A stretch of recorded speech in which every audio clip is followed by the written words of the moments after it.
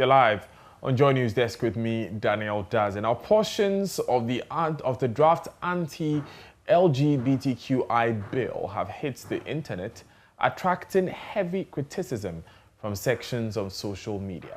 Several comments suggest potentially far-reaching human rights violations.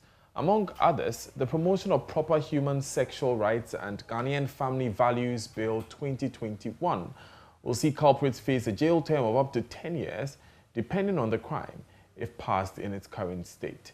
Individuals of the same sex who engage in sexual intercourse are, quote, liable on summary conviction to a fine of not less than 750 penalty units and not more than 5,000 penalty units, or to a term of imprisonment of not less than 3 years and not more than 5 years, or both.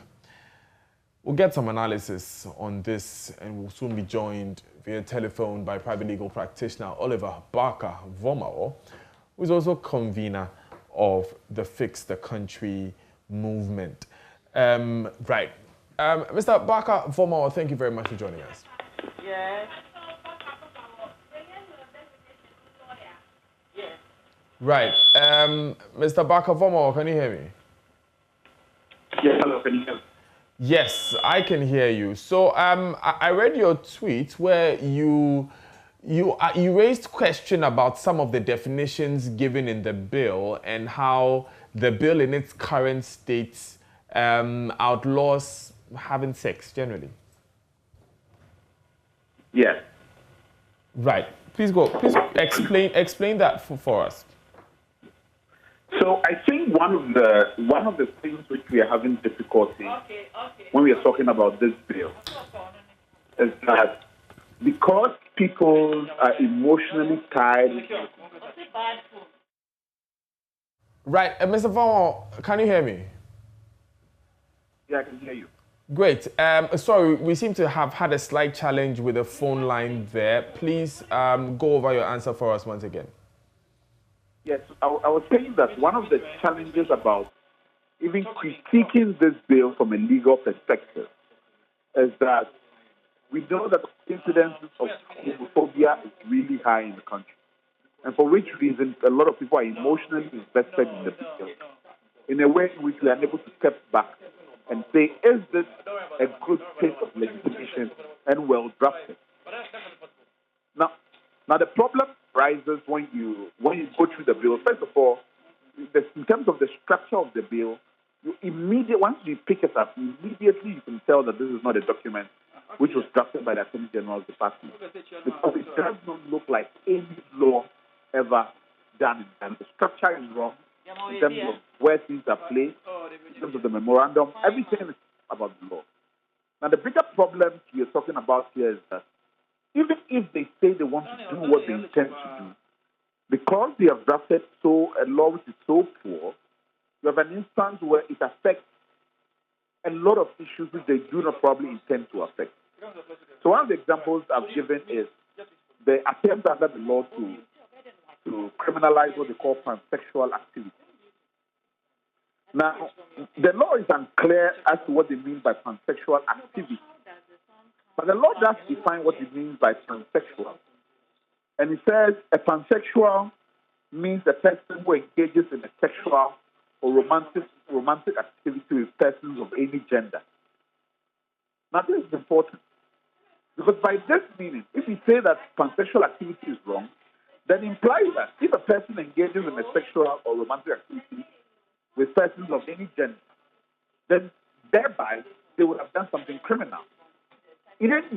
By this reason, if a person a guy engages in sex with their wife, obviously the wife is of a different gender. So by that effect, the law is implying that this is a pansexual activity. So what I'm saying is that they have ended up banning sex in its entirety because of inelegant drafting and improper definition of what they've done. And this problem we think across the entirety of the bill. Also in Section 22 of the bill, and pardon me if you may have brought this up earlier, but in Section 22 of the bill as well, you say that if by your reading of it, if you call anyone gay, you should go to jail. Can you explain that for us? So one of the things it seeks to do is that. Pardon? No, pardon me, Mr. Bakavoma. Please go ahead. Yeah, so what I was saying is that one of the things it seems to do is that by its own logic, it seems to say that one of the things it's doing is that it is providing protection to persons who are LGBTQI or all the things it says in there, and persons who are suspected or accused of being such. And one of the things it says in the kind of protection it purports to offer is that if anybody then calls another person gay, then that person, the person who is doing so, has injured the person who is being called gay. And so it protects the gay person by saying that your act of calling the person gay, then you have committed a criminal offense. So that's what it does. I mean, personally, I don't have a problem with bullying persons who we suspect to be gay or people who are, deemed gay. But I think from what I have heard from what they have been saying consistently, even in promoting this bill and in talking about it, they would themselves be engaging in a criminal offense because they would then be engaging in a process where, without any basis, they would be referring to certain persons as being gay or suspected of being gay. And that practice alone makes it difficult to know the real intent of what they are trying to do. Unless, of course, and it's a possibility that what they are trying to do is that craft a document which is so absurd that it doesn't even pass Parliament. And maybe that's what they are really committed to doing here. So, from your reading, that's your position. This is an absurd document which Parliament should not pass. Well, as far as I'm concerned, all I know is that it is a terribly drafted piece of legislation that goes beyond what it seeks to do.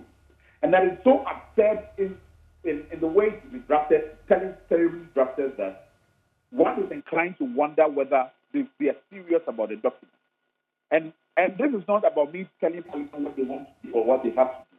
But I'm saying that I cannot see how a Parliament of Ghana properly elected can take this document and pass it. And it doesn't make sense, the document itself. Okay.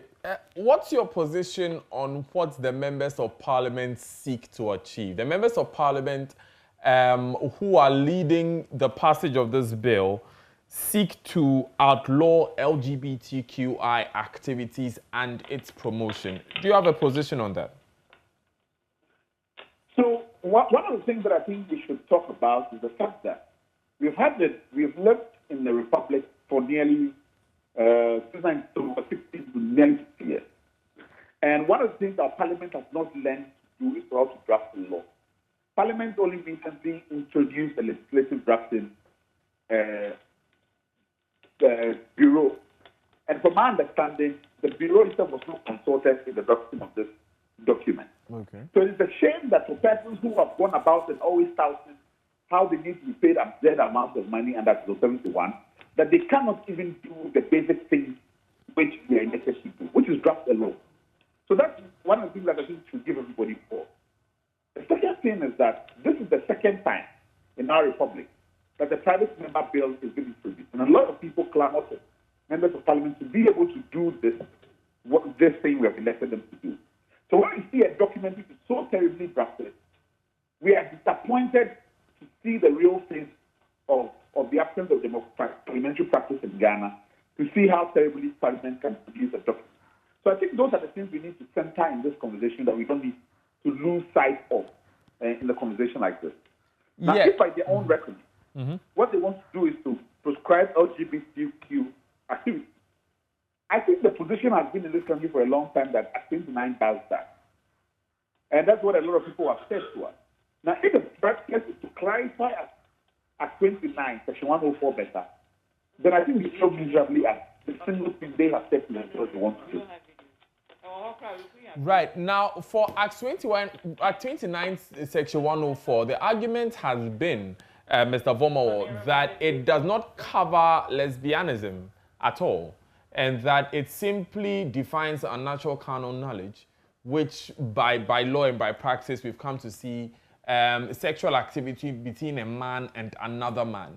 And so lesbianism is not illegal in Ghana. But what I was actually asking was that, is it something that you think is an infringement of people's rights? So I'll take the first point you make first, because I understand that argument that has been made about activity tonight. But this bill doesn't do that either. In Section 6, it talks about sexual intercourse between or among persons of the same. Then it defines sexual intercourse as penetrating the person with a penis. I don't see how lesbians have a penis. So it doesn't even do what it says. That's what I'm saying. It doesn't do that.